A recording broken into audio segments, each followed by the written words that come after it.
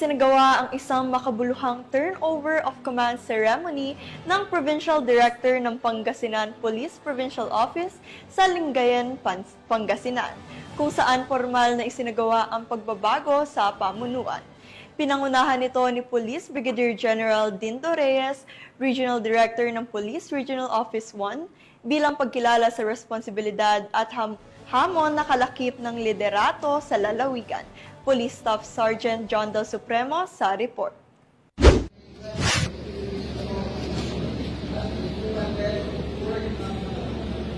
Opisyal nang nanungkulan ng bagong Provincial Director ng Pangasinan Police Provincial Office matapos ang matagumpay na turnover of command ceremony na ginanap noong Hulyo 15, 2025 sa Lingayen, Pangasinan.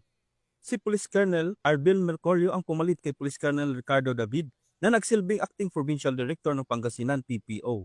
Pinangunahan ng seremonya ni Police Brigadier General Dindo R. Reyes, ang Regional Director ng Police Regional Office 1.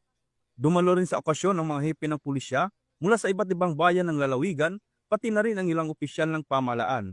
Ipinahayag ni Police Colonel Mercurio ang kanyang buong pagsunod sa 3 leadership pillars ni Chief PNP, Police General Nicolas D. Torre III, ang swift and responsive public service, unity and morale within the ranks, and accountability through modernization.